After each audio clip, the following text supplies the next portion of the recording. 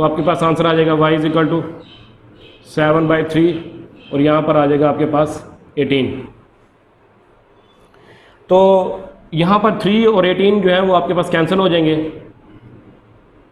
तो ये आपके पास आ गया 3 6 18, तो आ जाएगा आपके पास 18 आ जाएगा।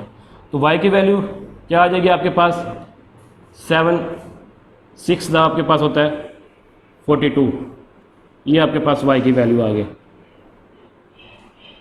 ठीक है बेटा। इसी तरह से y की वैल्यू हमारे पास आ गई, y इज इक्वल टू 42।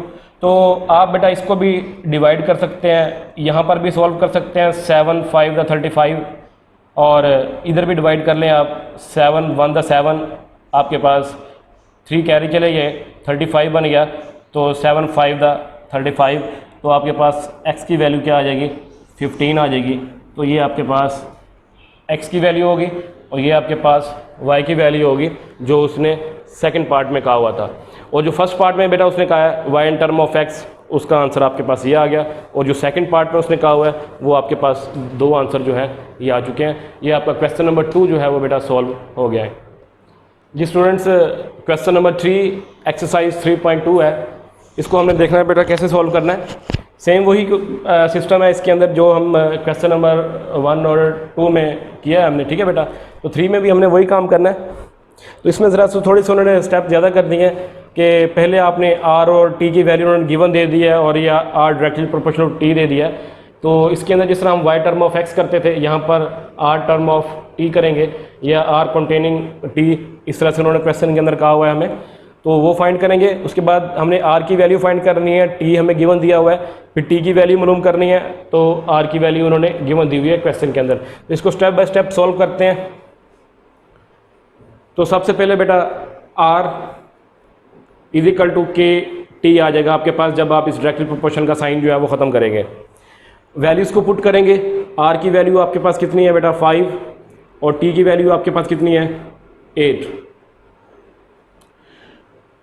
तो यहाँ पर पुट करें 5 इज इक्वल टू के, टी की वैल्यू आपके पास कितनी है 8, तो यहाँ से k की वैल्यू क्या आएगी आपके पास 5/8 इज इक्वल टू के, ये आपके पास k की वैल्यू आ गई। और k की वैल्यू फाइंड करने के बाद हम किस में वैल्यूज पुट करते होते हैं क्वेश्चन नंबर 1 में, तो आपके पास आ जाएगा r इज इक्वल टू के की वैल्यू आ जाएगी 5/8 t।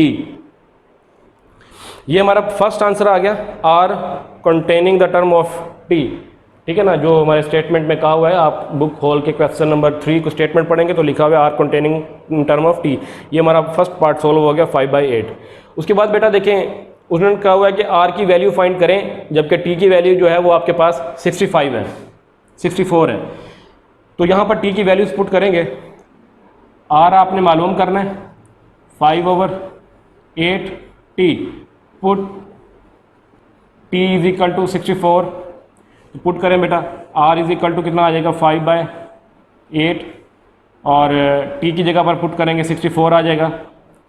r is equal to 8 64 होता है आपके पास 5 × 8 आ जाएगा, 8 5 कितना होता है आपके पास बेटा 40। ये हमारा ये पार्ट है ये बेटा ये सॉल्व हो गया, और ये पार्ट हम पहले सॉल्व कर चुके हैं। तो अब हमने t की वैल्यू मालूम करनी है, r हमारे पास कितना दिया गया है 20। तो इस क्वेश्चन के अंदर पुट करें बेटा r is equal to 5/8 t, तो r की वैल्यू जो है वो कितनी दी गई है आपके पास 20। ठीक है ना बेटा, यहाँ से देख लेंगे r की वैल्यू आपके पास 20 है, इज इक्वल टू 5/8 t। ठीक है बेटा, यहाँ से t की वैल्यू निकालें तो आपके पास आ जाएगा 8 × 20 इज इक्वल टू 5t। 5 को आप इधर डिवाइड कर देंगे, 8 20 t और ये 5 आपके पास इधर आके डिवाइड हो जाएगा। अब ये देखेंगे 5 और 20 आपके पास कैंसिल हो जाएंगे, तो आपके पास कितना आ जाएगा 4 इज इक्वल टू t। तो 8 4 को जब आप मल्टीप्लाई करवाएंगे तो आपके पास कितना आ जाएगा 8 4 32, t की वैल्यू जो है वो आपके पास बेटा 32 आ जाएगी। तो ये हमारे पास पार्ट सोल्व हो गया। टी की वैल्यू आपके पास आ गई 32। इसके अंदर 3 पार्ट कहा थे, 3 पार्ट हमने सोल्व कर दिए। एक आंसर आपके पास ये रहा, एक आंसर आपके पास ये है और एक आंसर आपके पास ये है। इसी तरह से हमारे जो क्वेश्चन 4, 5 हैं वो सेम इसी तरह से हैं, वो आप लोग खुद कर सकते हैं। ठीक है, क्वेश्चन नंबर 6 मैं आपके साथ अभी डिस्कस कर लेता हूँ। तो बाकी सब क्वेश्चन जो है इसी तरह से बहुत आसान है जी स्टूडेंट्स। क्वेश्चन नंबर 6 है हमारे पास, अब एक्सरसाइज 3.2 है। तो इसमें देखें कि W directly proportional to U cube. अब आपके पास क्यूब वाली टर्म आ गई है। ठीक है, इसको आपने कैसे सॉल्व करना है? सिंपल वैसे ही है कि इन दोनों वैल्यूज़ की मदद से आप K की वैल्यू फाइंड कर लेंगे और W उन्होंने मालूम करने के लिए कहा है हमें, तो U की वैल्यू उन्होंने गिवन दी हुई है। ठीक है ना बेटा, आपसे बुक के ज़रिए आप इसकी स्टेटमेंट पढ़ लेंगे। तो इसको सॉल्व करते हैं। W is equal to K U की पावर 3।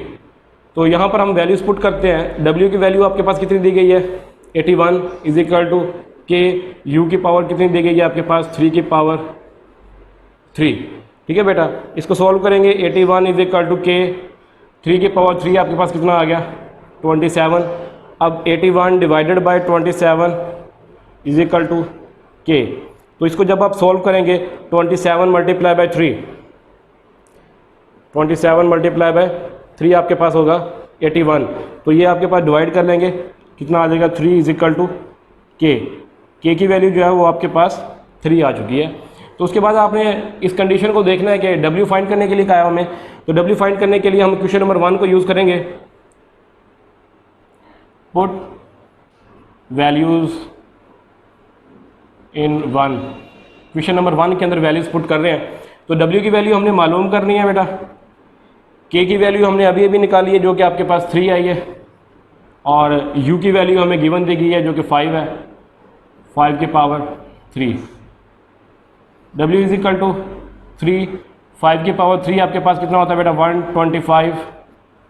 ठीक है, अब 125 को जब आप 3 के साथ मल्टीप्लाई करेंगे तो आई थिंक इसका आंसर आपके पास W इज इक्वल टू 375 आएगा।